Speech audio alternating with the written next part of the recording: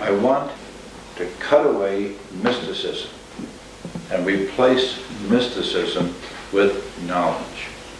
With knowledge, then fear leaves, and you can deal with what you are doing in a loving way. Is happiness is equal to work minus resistance, and remove the resistance of doubt by experience and understanding.